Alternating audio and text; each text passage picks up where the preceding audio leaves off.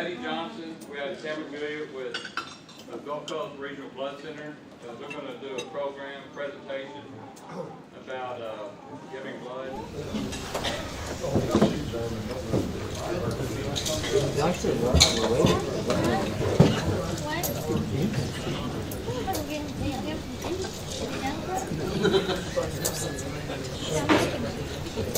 All right, well, good afternoon, everyone.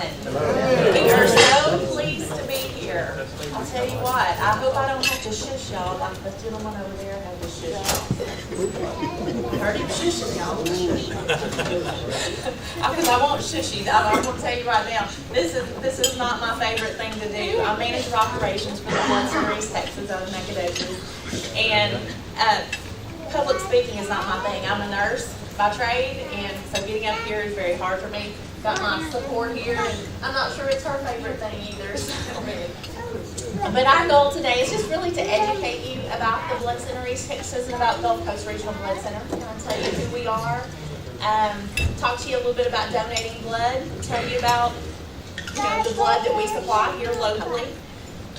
So that's our goal. We'll have questions at the end, but at any point in time, if you have something you want to ask, feel free to ask it. I want to be very laid back and just educational for y'all today. So again, we are part of Gulf Coast Regional Blood Center, which is our parent company out of Houston.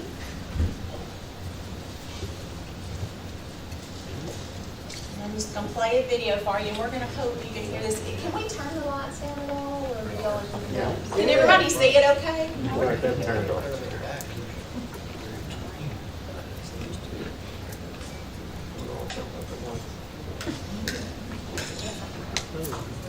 That help? And let's hope we can hear it. Thanks for saving lives today.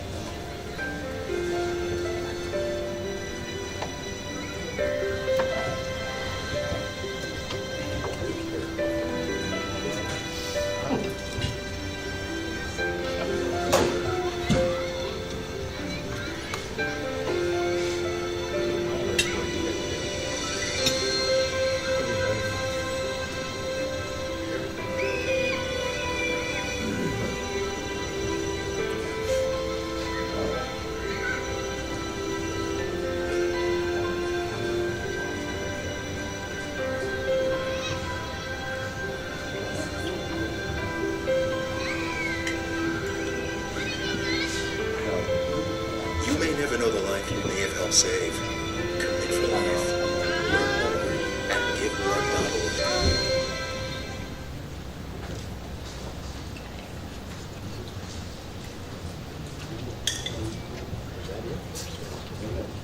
So, as we said, we are part of Gulf Coast Regional Blood Center, and within Gulf Coast Regional Blood Center, kind of what we are is we are a nonprofit organization. It is located in Houston. Gulf Coast, the entire Gulf Coast provides blood for over 170 healthcare institutions. This includes Texas Children, Memorial Hermann, St. Luke's, CSMC, and MD Anderson. And we serve 26 counties. Betty and I, we are from the Blood Center East Texas, which is part of Gulf Coast Regional Blood Center. And we have two locations, as actual physical buildings. In Nacogdoches, the one on the left is Nacogdoches, and the one on the right is Lufkin. We've tried for years to get them to put us one down here in Livingston, because I will tell y'all, Livingston donors are the best donors. We are down here with our donor coach. I was trying to guess, but I would say probably average 10 times a month. We just have that good of donors here in Livingston. So let's talk about the Blood Center East Texas a little bit. Again, we are an affiliate of Gulf Coast Regional Blood Center. We are the primary supplier of blood components to 9 hospitals and healthcare facilities in East Texas counties and surrounding Nacogdoches and Lufkin. This includes Polk County. We supply all the blood and blood components for the CHI St. Luke's Livingston Hospital here. We need to collect 1,700 donations every month to meet the needs of the patients in the East Texas area. Donor Center locations are in Lufkin and Nacogdoches, but we have mobile drives in counties of Angelina, Nacogdoches, Polk, Sabine, Shelby, St. Augustine, Houston, and various others when requested. So this next little video is just kind of going to show you a quick what to expect if you've never donated.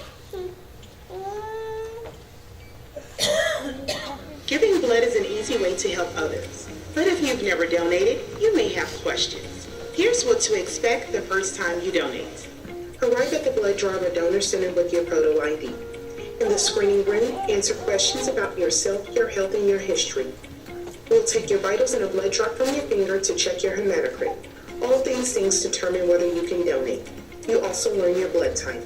At the donation bed, we'll examine and clean your arm with a wet scrub and find the best placement to comfortably insert the needle.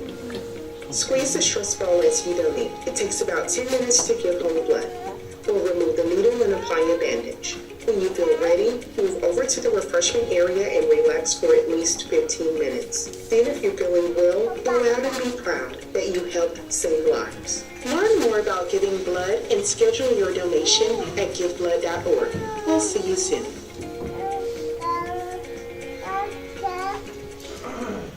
So it really is that easy. I mean, there's not a lot to it.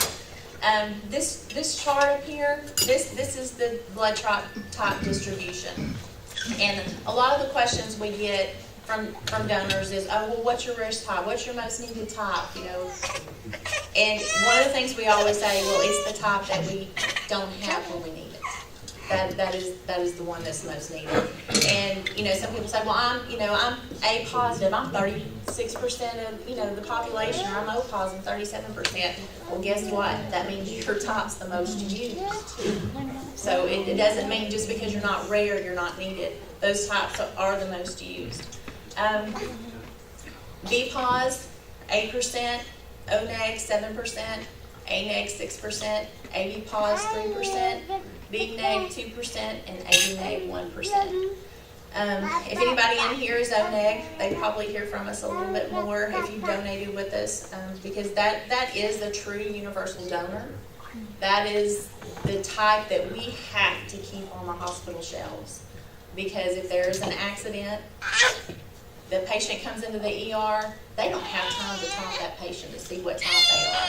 They've got to have that O neg on hand to give them immediately until they can get their type. So that is, and it's hard to come by. As you see, 7% of the population is all that has it. It's hard to keep those O neg supplied at those hospitals. So if you're O neg, you know anybody that's O neg, again, we need all types, but O negs are critical to our communities. And I think, unfortunately, a lot of people still are under the misconception that it works like it does on Grey's Anatomy or some of these other medical shows, that they have a family member that's in need of blood. Well, when they need it, I'll go get it. It doesn't work that way. That blood's not ready. Well, number one, you may not be their type, but that blood's not ready for a day or two. It's got to be tested. It's got to be safe, and we've got to have it there ready for them at the hospital that day, as soon as they come in. So that's the big critical need. And one of the things that Betty and I try to get people to understand is we have these big tragedies, whether it's, the shooting in Las Vegas or a hurricane coming in, where there's an increased need and people really want to get out and donate because there's an increased need. But there's tragedies every day for somebody. And that blood has got to be there every day. So it's, our goal to be able to educate people and let them know we need those donations if you can donate. And not everybody can. But, if you can't donate, talk to people about donating.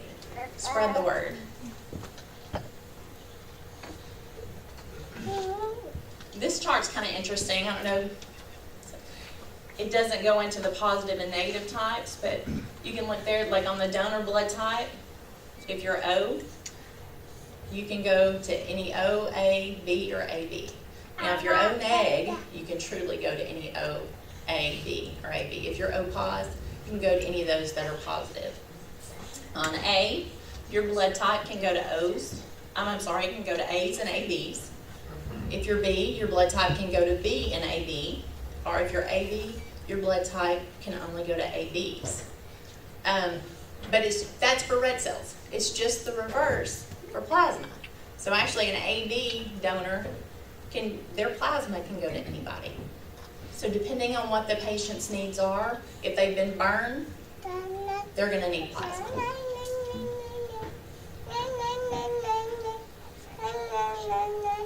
This next video is going to just talk about some donation myths.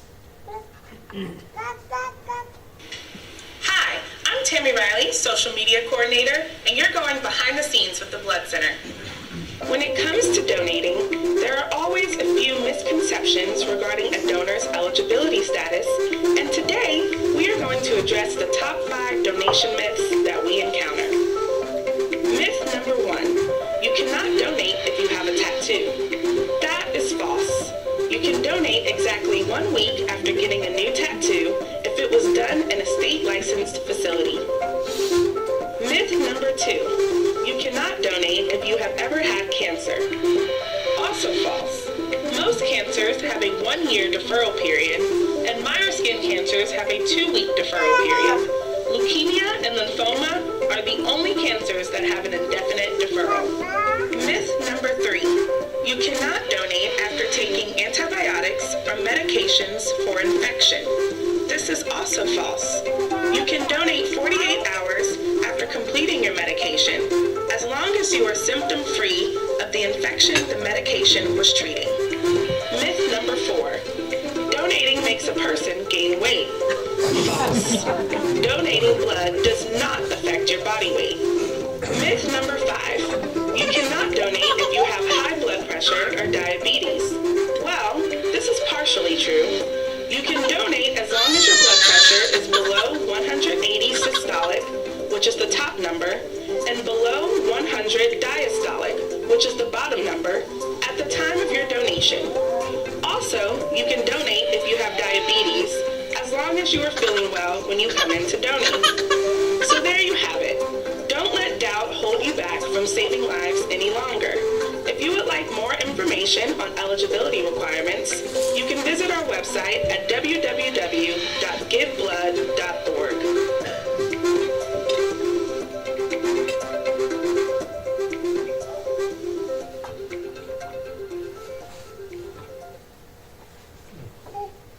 So did that answer any questions for you guys you might ever have?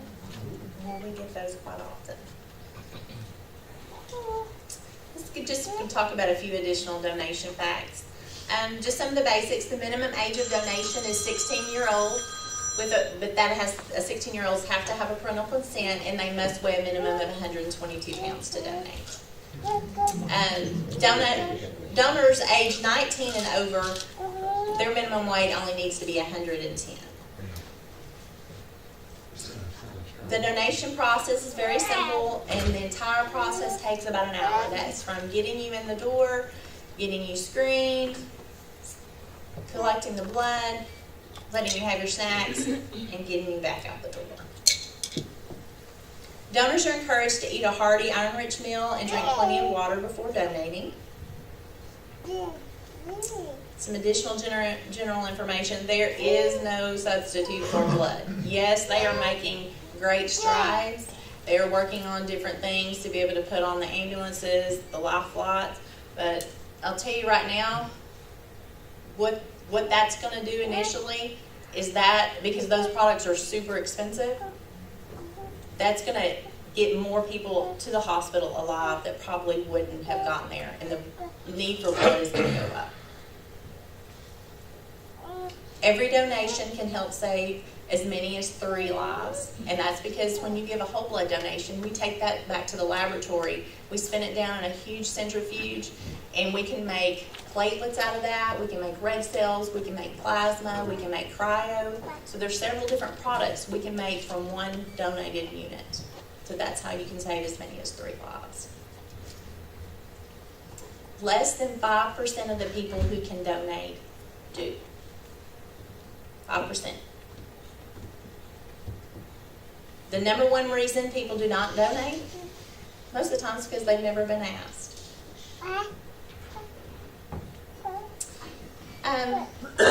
We recently, like I said, we're here a lot.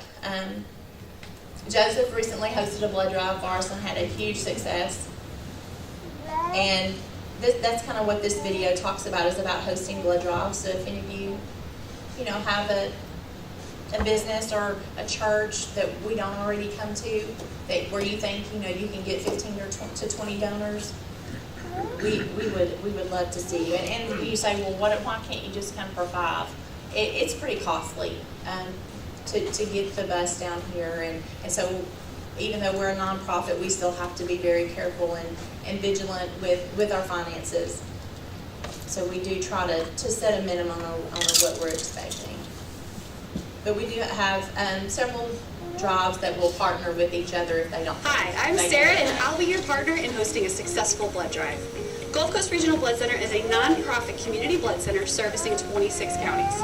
When you donate with us, it doesn't go to just one hospital. We build the shelves of many. These are hospitals in your neighborhood and in the Texas Medical Center. To host a blood drive, you need an empty space indoors, at least the size of a 2-car garage. Or we can bring a donor coach, which will fill 7 to 10 parking spaces close to your building. The number one reason why people don't donate is because they were never asked. We need you to ask everyone and schedule them an appointment to donate. Pre-schedule at least 30 donors. There's no cost to host a blood drive, and we provide all your recruitment tools. Hosting a blood drive is a great way to give back and show your organization's involvement in the community. What are you waiting for? Go to giveblood.org/host-a-drive to get started.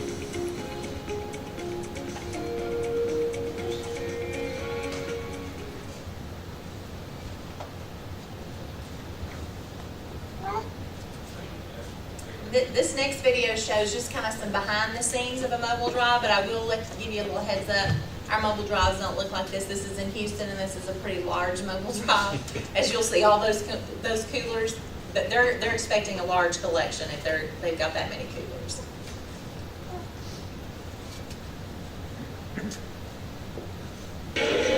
Hi, I'm Tammy Riley, social media coordinator, and you're going behind the scenes with the Blood Center.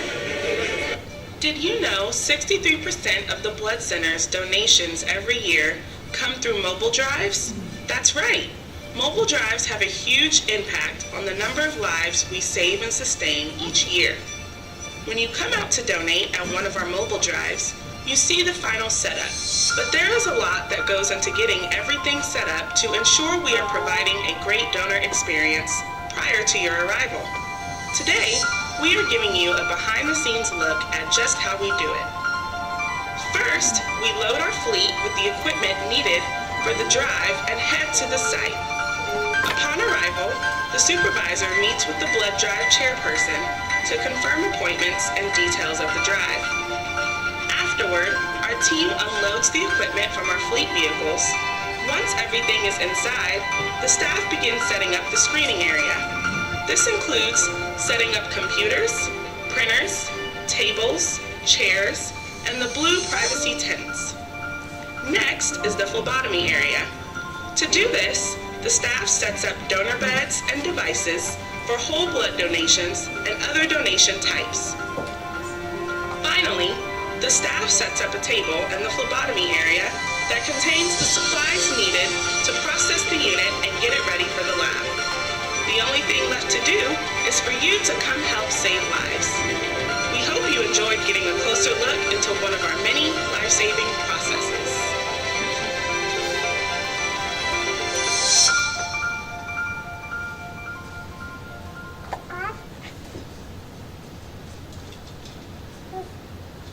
Okay, so again, what can you do to help? You can donate or spread the word.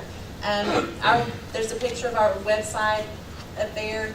Our website we'll answer questions for you today, but if you come up with something after the fact, or there's something we can't answer, pretty much any question you need answered is on that website. Facebook posts, like us on Facebook, Snapchat, Instagram. It's taken us a while as an organization to really get involved in the social media game, but that's, people aren't reading the newspaper like they used to anymore. They're not listening to normal radio stations. They're not, just watching regular TV. They're on Pandora, they're on Netflix, and so it's challenging getting the word out about donating blood. And so if you are on social media, we do encourage you to follow us and share our posts. We have a new digital donor app that's just now coming out, and it's really neat. It tells you where our blood drives are located and allows you to set up an appointment directly from there. If you're wanting to donate, text a friend or encourage your friend to go with you. And then just personally ask people. And just visit giveblood.org for more information. This next video shows we started a new campaign at the beginning of this year, just trying to reach out to the younger generation. Not sure how well it's going to work yet. A lot of our original videos, and you may have seen them on TV, they gave recipient stories, and they were good, but we just were not getting a lot of feedback from them. We weren't getting engagement from the younger generation, so they're trying a new marketing aspect, and this is one of those commercials. Anyone give blood today? Let me guess. The captain did. The captain. What's up with Marty? Oh, he gave blood again today. Hey! Did you guys know that one donation of blood could save up to 3 lives? Just wait. Be a hero. Commit for life. All right, see you later, Cap. If you ever need a deal on capes, I got a bunch. So that's Captain Life Force.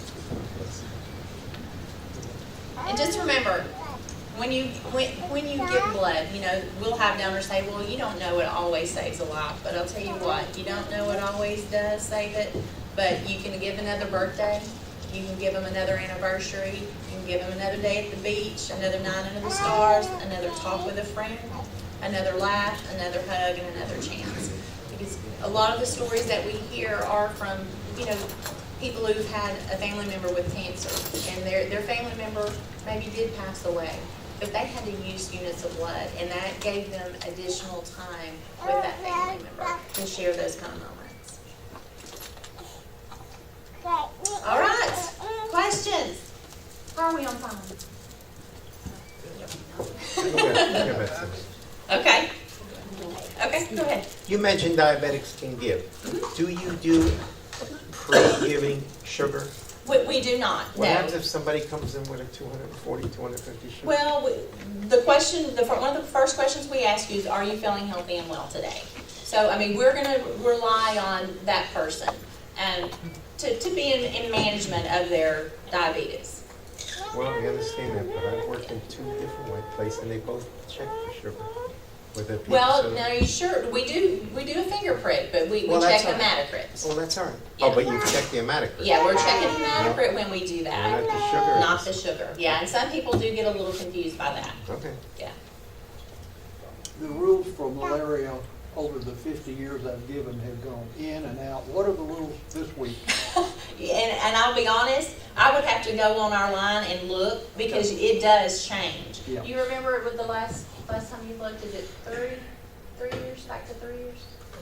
I'm going to say it's back to 3 years, but you are absolutely right. Yeah. I've been at the blood center 17 years, she's been there 20, and we've seen I it would do go just in like and as soon as we got to that question, it got you. they go all over the place trying to find out, finally make a phone call, and you need to go home or get in line. Yeah. It Yeah. was great. I'm sorry, it was wonderful anyway. I apologize for that. No problem. Question. Okay, let me get this gentleman back here. He's got his hand. I've donated double reds, and I've donated platelets, and I've donated whole blood. Give a brief explanation of the different types of donations. Okay. Double red donations are, you're giving 2 units of red cells within 1 donation.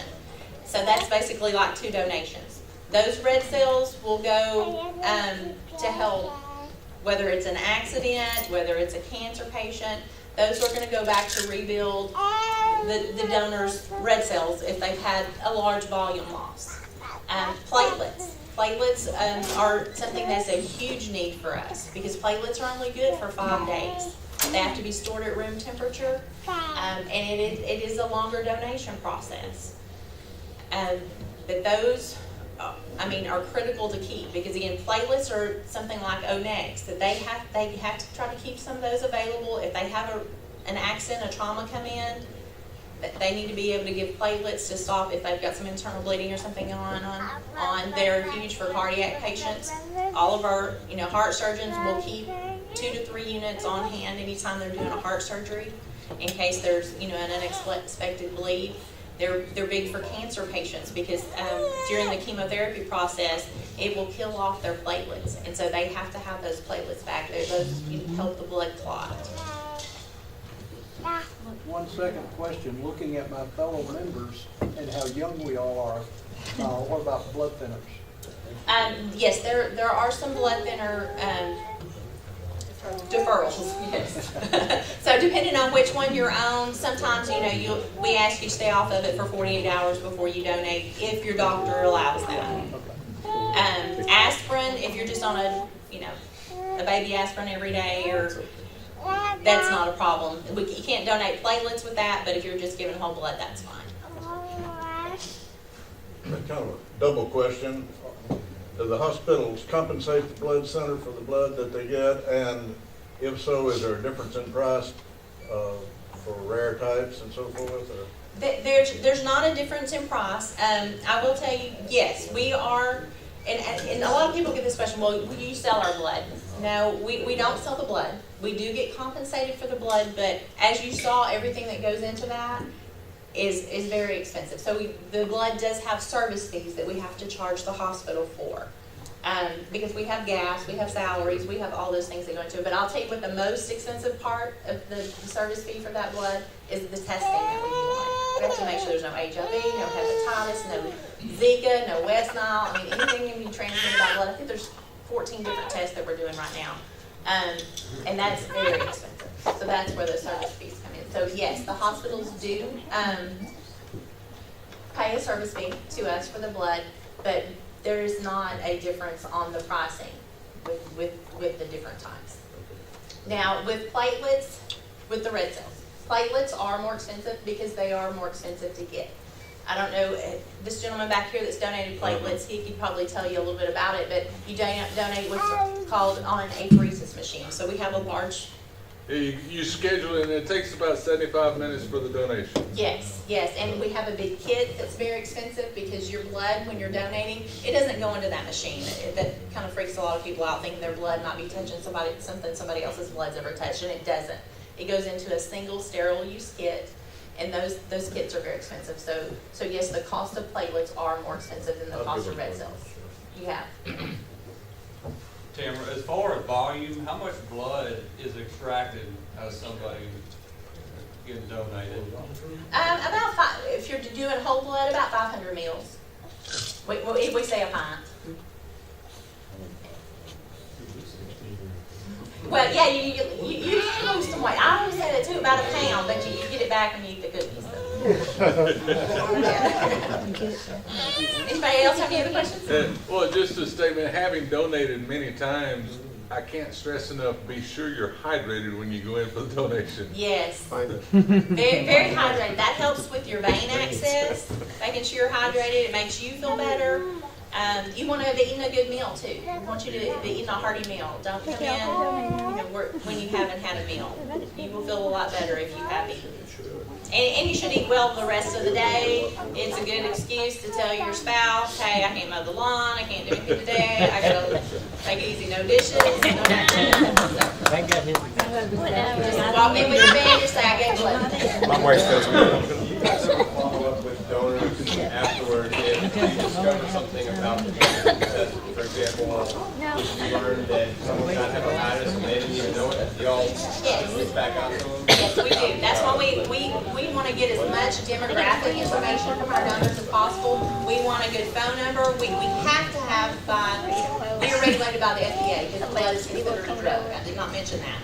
But, so the FDA requires us to have an address that's going to be good for 8 weeks. So if there is a problem with your blood and we need to contact you, we have a good way to contact you. Does that also go for mismatch types? Like if you believe you have one type and you find out that it's different? Yes, yes, because especially a lot of the gentlemen that were in the military years ago, it's just kind of like they told everybody, oh, you're O positive. And so then they donate years later, and like, well, you really weren't O positive. Yes, and we've had that. And how often can you give each method? Platelets you can give once every 7 days, up to 24 times a year. Red cells you can give every 8 weeks, so usually about 5 to 6 times a year. Double red cells is every 16 weeks. And a red cell plasma is every 8 weeks. When you donate platelets, how much blood is taken? Actually, red cells, there's very little. We take red cells in the test tubes, so we collect 4 test tubes to send over to Houston, and that's where we do the testing off of. So that's taken, but all your red cells are given back. We do take some plasma and keep it alive. Yeah. Yeah. So, I mean, their weight, volume is still going to be about the same.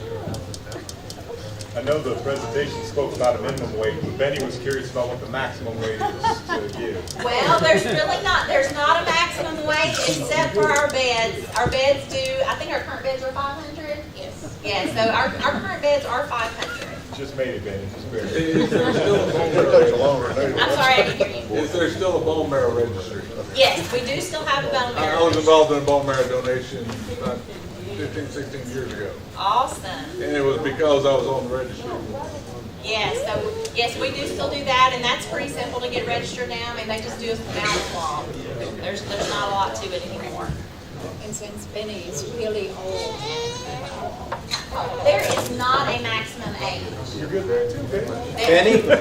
As long as you're healthy and your doctor does not, have any problems with you. We just had a gentleman, 95 years old. He's been given every year on his birthday, and his 95th birthday, he said that was going to be his last time because his doctor told him he needed to start giving his blood.